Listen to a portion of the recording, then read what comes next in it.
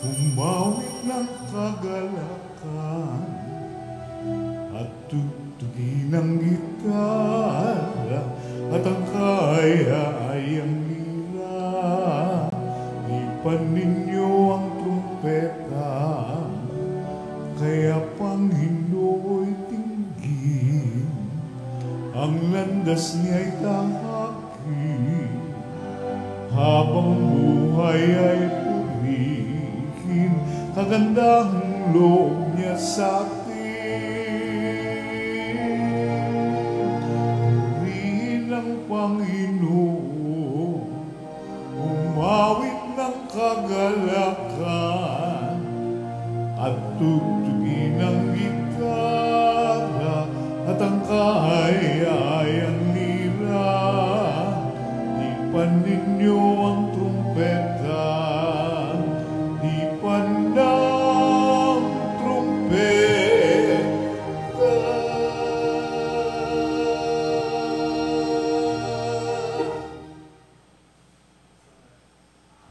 Sa ngalan ng Ama at ng Anak at ng Espiritu Santo, ang pagpapala ng ating Panginoong Hesus Kristo, ang pag-ibig ng Diyos Ama, at ang makikipagkaisa ng Espiritu Santo naway sumainyong lahat. At sumaiyo rin.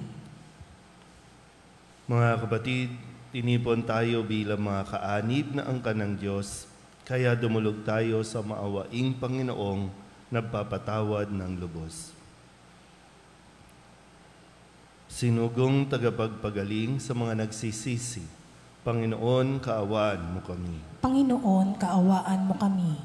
Dumating na tagapag-anyayang mga makasalanay magsisi, Kristo, kaawaan mo kami. Kristo, kaawaan mo kami. Nakaluklok ka sa kanan ng Diyos Ama para ipamagitan kami. Panginoon, kaawaan mo kami. Panginoon, kaawaan mo kami. Kaawaan tayo ng makapangyarihang Diyos, patawarin tayo sa ating mga kasalanan at patnubayan tayo sa buhay na walang hanggan. Amen. Manalangin tayo. Ama naming makapangyarihan, ang iyong dakilang pagkamaawain ay nangingibabaw sa aming ginagawang kabutihan at idinadaing ng mga kahilingan. Ang kagandahang loob mo sa amin ay gawin mong mag-umapaw upang ang kasalanang ipinangangambang ihingi ng kapatawaran ng budhi naming takot na ikaw ay lapitan ay iyong patawarin ng lubusan, at ang ipinag-aalangan naming hilingin sa pagdarasal ay iyong pagbigyang aming makamtan sa pamamagitan ni Hesus Kristo kasama ng Espiritu Santo magpasawalang hanggan. Amen. Magsiupo po lahat.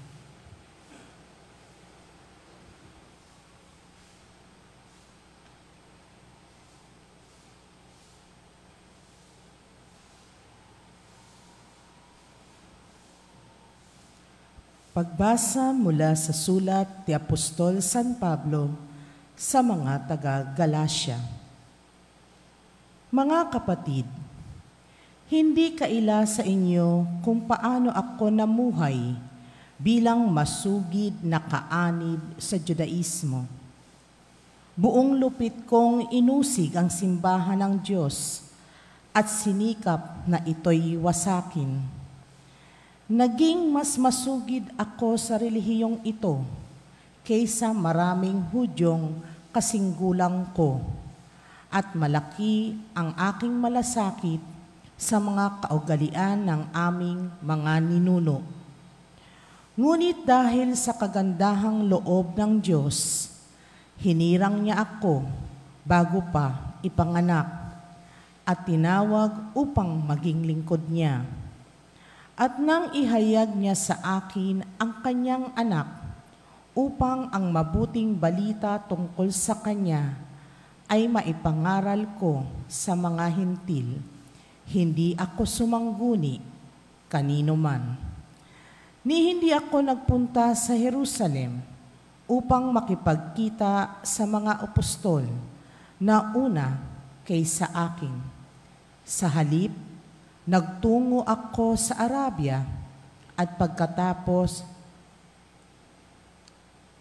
ay nagbalik sa Damasco. Nakaraan pa ang 3 taon bago ako umakyat sa Jerusalem upang makipagkita kay Pedro. At 15 araw kaming nagkasama. Wala akong nakitang apostol, liban kay Santiago, na kapatid ng Panginoon. Totoong lahat ang sinasabi ko sa sulat na ito. Alam ng Diyos na hindi ako nagsisinungaling. Pagkatapos, pumunta ako sa mga lalawigan ng Syria at ng Cilicia. Hindi pa ako nakikita noon ng mga Kristiyano sa Judea.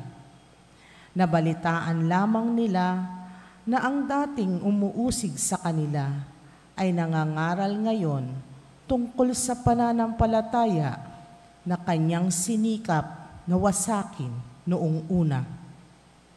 Kaya't nagpuri sila sa Diyos dahil sa akin.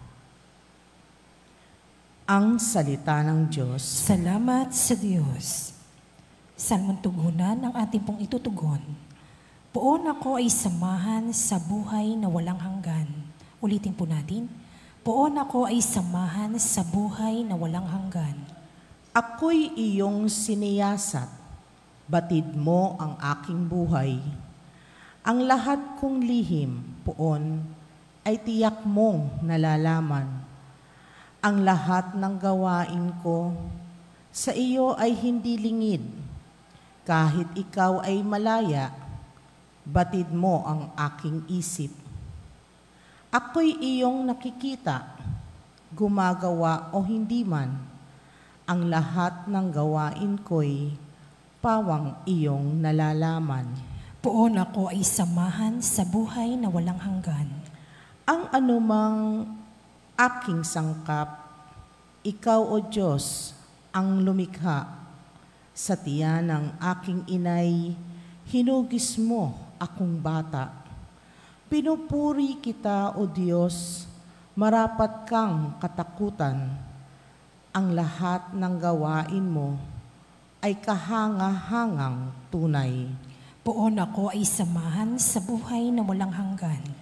Lahat ito'y nakikintal sa puso ko at loobin, ang buto ko sa katawan noong iyon ay hugisin. Sa loob ng bahay bata, dooy iyong napapansin. Lumalaki ako roong, sa iyo'y di nalilihim. Poon ako ay samahan sa buhay na walang hanggan. Magsitayo po lahat. Hallelujah, hallelujah. Wikain mo po, nakikinig ako sa iyong mga salita. Hallelujah, hallelujah, hallelujah.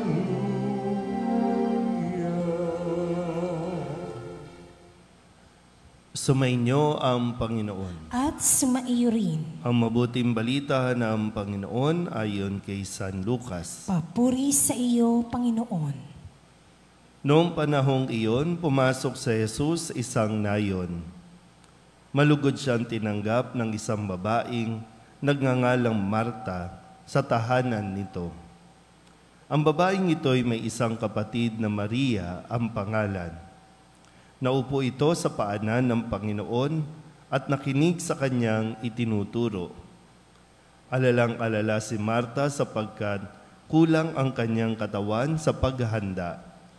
Kaya't lumapit siya kay Jesus at ang wika, Panginoon, sabihin nga po ninyo sa kapatid kong tulungan naman ako. Ngunit sinagot siya ng Panginoon, Marta, Marta, naliligalig ka at abalang-abala sa maraming bagay, ngunit isa lamang ang talagang kailangan. Pinili ni Maria ang lalong mabuti at ito'y hindi aalisin sa kanya. Ang mabuting balita ng Panginoon. Pinupuri ka namin, Panginoong Heso Kristo. Isang magandang umaga po sa inyong lahat. Ngayon po ay Martes ng ika-27 linggo sa karaniwang panahon.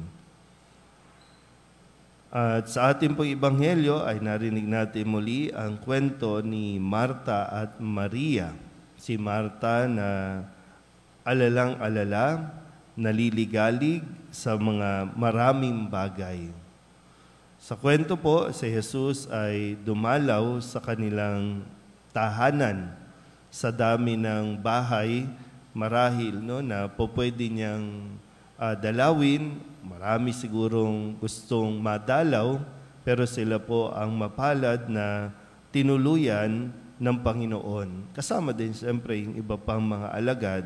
Pero dito ay si Marta at Maria ay tinuturing ng mga kaibigan ni Jesus. Kasama na rin yung kanilang kapatid na si Lazaro. At si Marta sa ating kwento ay naliligalig sa pag-aasikaso sa kung ano ang dapat gawin. Kaya siguro nag-aalala si Marta dahil si Maria, yung kanyang kapatid, ay nakaupo lang at nakikinig kay Jesus habang ito ay nagtuturo. Kaya inutusan niya si Jesus na pagsabihan ng kanyang kapatid na tulungan naman siya. Kung tutulungan ni Maria si Marta, sinong maiiwan para mag-entertain kay Jesus sa kanilang kaibigan? E di, kumbaga, kung kayo po yung dadalaw, nakaupo ka lang doon, ang intention mo para dumalaw ay makapiling sila. Yung presensya. Kaya lang, kadalasan, yung iba ay busy sa kusina, busy sa pag-aayos, o nawawalan tuloy ng quality yung moment na dapat silang magkasama, magkausap, o magkakwentuhan man lang. Kaya isa ito sa mga bagay na sinasabi nga sa atin, hindi lang tayo dapat puro gawa ng gawa. Kahit nga sa simbahan, hindi tayo pwedeng puro activities lang. At dahil puro activities, minsan ito yung nagiging source ng pagkakainitan ng ulo, kasi ikaw abalang-abala ka, marami kang ginagawa, yung iba, ang nakikita mo sa iba, walang ginagawa. At dahil pagod na, mainit na ang ulo, at ang makikita mo na lang sa iba ay yung kanilang kamalian. Kaya ang sabi ni Jesus, sana sa atin din, masyado tayong naliligalig sa napakaraming bagay. Kahit nga mismo sa ating mga tahanan, yung quality time nawawala dahil sa dami ng iyong pinagkakaabalahan. Pag yung oras para sa pakikinig, yung oras para sa mga bata, sa asawa, ibigay mo. Kasi yung gawaing bahay, hindi naman mauubos yan. Araw-araw nandyan yan. Mga labahin, hugasin, paglilinis, andyan yan. Pero kapag nandyan na, yung iyong mga anak, nandyan ang iyong asawa, ibigay mo yung nararapat na oras para sa kanila. Kaya, sana mas pagnilayan natin kung tayo ba ay nagiging katulad ni Marta. Kahit nga sa simbahan, kapag tayo nagsisimba, ihinto na natin yung mga anumang bagay na nakakahadlang sa atin para mas mapakinggan natin, para mas maibigay din natin yung atin ding oras, yung presensya natin. Kaya dinidiscourage nga natin na kapag nasa simbahan, huwag ka na mag-cellphone. Itabi mo na yan, ilang oras lang naman. Minsan wala pang isang oras yung pagdiriwang ng misa. Pero yun nga, marami sa atin din, abalang-abala habang nagsisimba, check ng message, habang nagsisimba, check kung mayroon bang problema sa opisina, may problema ba sa kung saan man. Pag nasa misa, maupo ka lang dyan. Kalma ka lang. Relax lang. Makinig ng mabuti at samantalahin yung oras na kapiling natin si Jesus. Amen?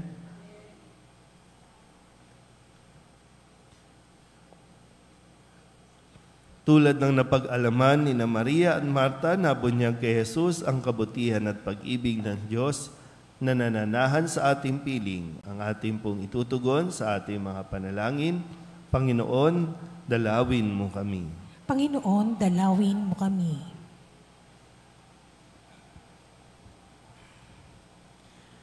Ang simbahan sa buong daigdig, naway maging bukas na tahanan para sa lahat ng maliliit nating mga kapatid. Manalangin tayo sa Panginoon. Panginoon, dalawin mo kami. Ang mga labis na abala sa mga bagay sa mundong ito na kumukupas, naway magkaroon ng pagpapahalaga sa pakikinig sa salita ng Diyos. Manalangin tayo sa Panginoon. Panginoon, dalawin mo kami.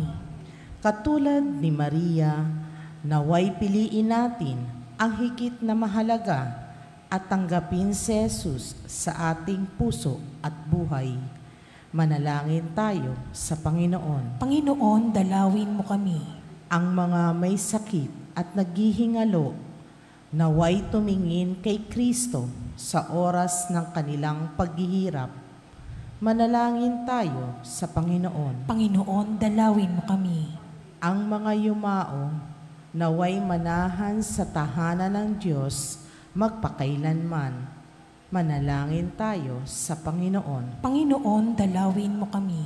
Upang mamayani ang kapayapaan sa Ukraine, sa Holy Land at sa buong mundo, at ipag-adya nawa ang sangkatauhan sa karahasan, kasakiman at pang-aabuso ng kapangyarihan na nagdudulot ng paghihirap at kamatayan sa marami. Manalangin tayo sa Panginoon. Panginoon, dalawin mo kami. Upang ang lahat ng mga nagdurusa dahil sa kalupitan ng digmaan ay daglian ng makaranas ng kapayapaan at mabuhay ng may kapanatagan at kalayaan. Manalangin tayo sa Panginoon. Panginoon, dalawin mo kami. Idulog din natin sa Panginoon ang ating mga personal na kahilingan at mga panalangin para sa ating mga pamilya, kasama din ang mga kahilingan ng mga nanonood sa online. Lahat ng mga misang pasasalamat, espesyal na intensyon, agarang paggaling ng mga may sakit, at ang lahat ng mga kaluluwa na hinihiling na ipagdasal sa misang ito.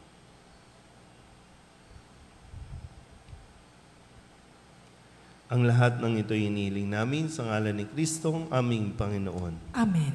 Magsiupo po lahat.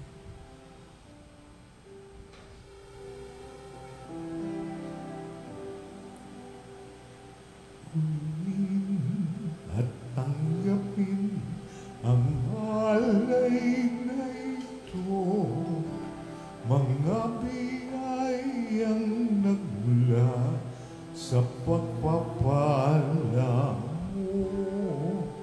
Tanda ng bawat pusong pagkatinibig mo, ngayon'y nananalig, nagmamahal sa'yo.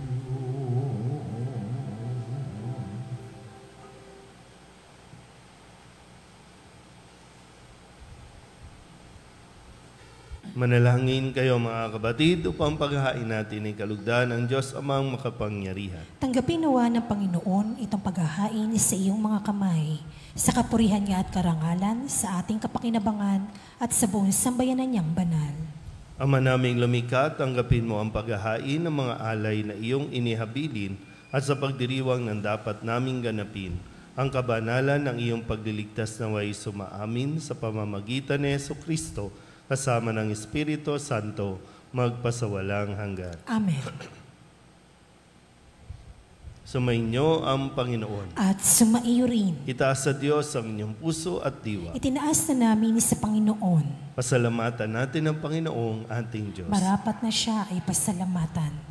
Ama naming makapangyarihan, tunay nga marapat na ikaw ay aming pasalamatan.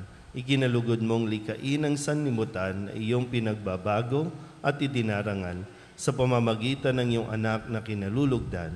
Kaya't utang na loob ng iyong mga itinatangi at ng mga banal na kapiling mong lagi ang iyong paggiliw at pagkakandili.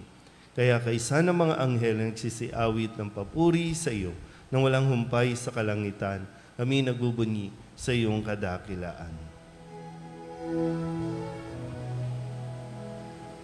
Santo, Santo, Santo, Panginoong Diyos na makapangyarihan, napupuno ang langit at lupa ng kaluwalhatian mo.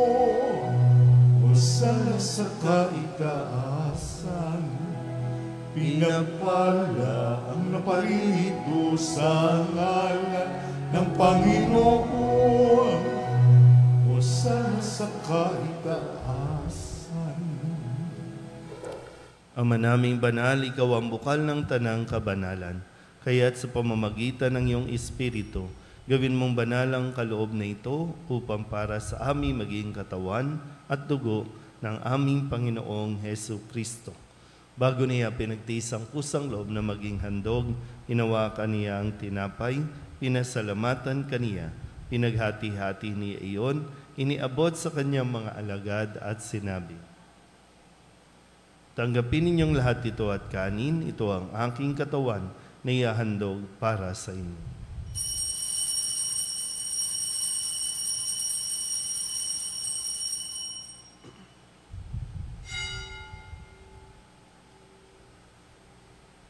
Gayun din naman, nang matapos ang hapunan, hinawakan niya ang kalis, muli kaniyang pinasalamatan.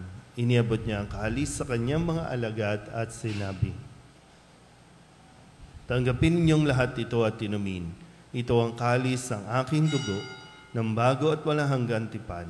Ang aking dugo na ibubuhos para sa inyo at para sa lahat, sa ikapagpapatawad ng mga kasalanan. Gawin ninyo ito sa pag-alaala sa akin."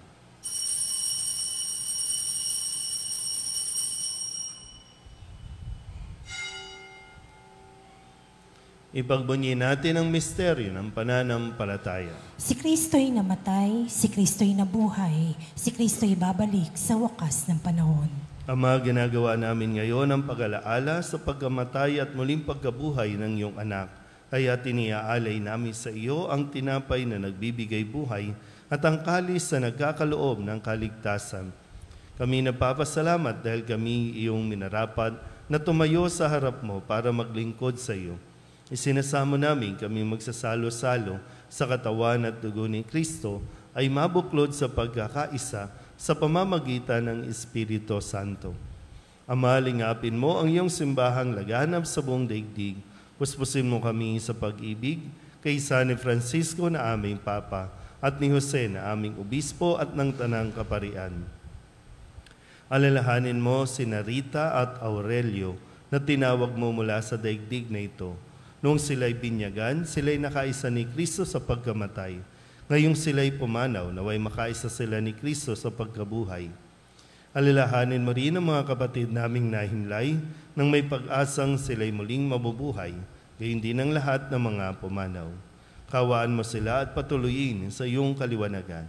Kawaan mo at pagindapating kaming lahat na makasalo sa iyong buhay na walang wakas. Kaisa ng mahal na Birhen Maria na Ina ng Diyos, ng kabiyak ng puso niyang si San Jose, kaysa ng mga apostol at ng lahat ng mga banal na namuhay dito sa daigdig ng kalugod-lugod sa iyo, may pagdiwang nawa namin ang papupuri sa ikararangal mo sa pamamagitan ng iyong anak na aming Panginoong Hesu Kristo. Sa pamamagitan ni Kristo, kasama niya at sa Kanya, ang lahat ng parangal at papuri ay sa iyo, Diyos amang makapangyarihan, kasama ng Espiritu Santo, magpasawalang hanggan. Amen. Amen.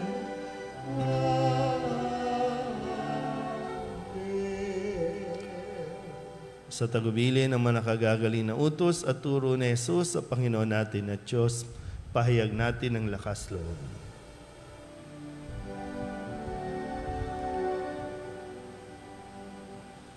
Ama namin, sumasalangit ka, sambahin ang ngalan mo. pa sa amin ang kaharian mo, sundin ang loob mo dito sa lupa para nang sa langit. Bigyan mo kami ngayon ng aming kakanin sa araw-araw,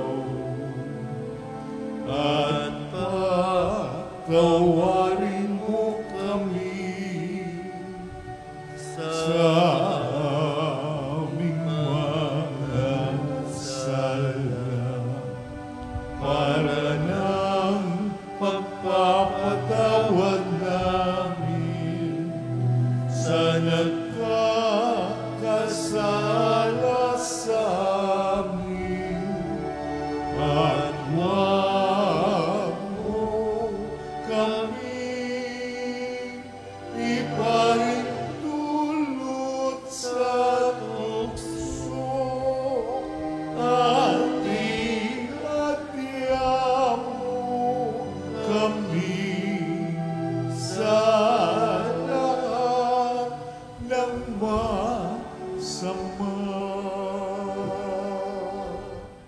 Inihiling namin kami iadya sa lahat ng masama, pagkalooban ng kapayapaan araw-araw, iligtas sa kasalanan at ilayo sa lahat ng kapahamakan. Samantalang aming pinananabikan ang dakilang araw ng pagpapahayag ng tagapagligtas naming sa Jesucristo. Sapagkat iyo ang kaharian at ang kapangyarihan at ang kapurihan magpakailanman. Amen. Panginoong Jesucristo, sinabi mo sa iyong mga apostol, kapayapaan ang iniiwan ko sa inyo, aking kapayapaan ang binibigay ko sa inyo.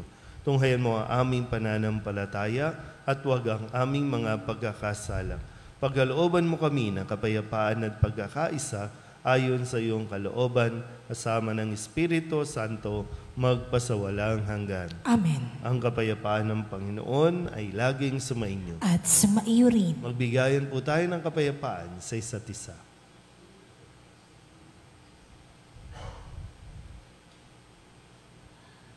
Kordero ng Diyos na nag-aalis sa mga kasalanan ng sanlibutan, maawa ka sa amin. Kordero ng Diyos na nag-aalis sa mga kasalanan ng sanlibutan, maawa ka sa amin. Kordero ng Diyos na nag-aalis sa mga kasalanan ng sanlibutan, ipag-aloob mo sa amin ang kapayapaan. Ito ang kordero ng Diyos. Ito ang nag-aalis ng kasalanan ng sanlibutan.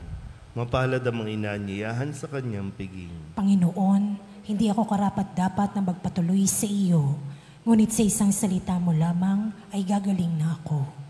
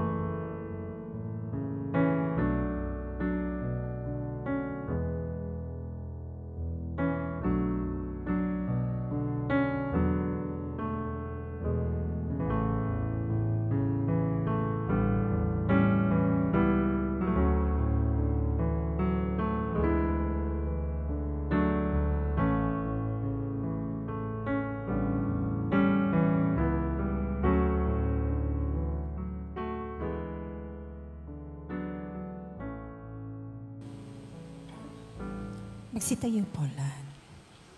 Manalangin tayo. Ama naming mapagmahal, ipagkaloob mo sa pagsasalo namin sa pagkait inuming banal, kami ay maging katawan ni Kristo na aming pinakinabangan sa pamamagitan niya kasama ng Espiritu Santo magpasawalang hanggan. Amen. Sumainyo ang Panginoon. At sumaiyo rin. At pagpalain kayo ng makapangyarihang Diyos, Ama at Anak, at Espiritu Santo. Amen. Tapos sa banal na misa, humayo tayo sa kapayapaan ni Kristo. Salamat sa Diyos. Magandang umaga po. Good morning, Father.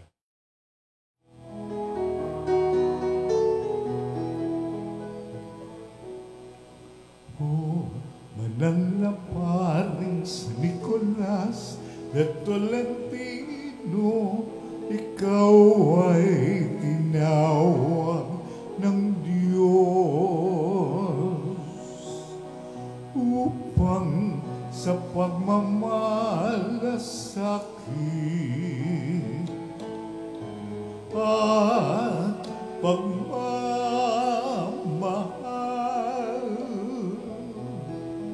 ikaw ay maging kawangis ng Panginoong Jesus. O banal na paring sa Nicolas na Tolentino, ikaw ay sinugo ng Diyos upang sa mga mahihirap.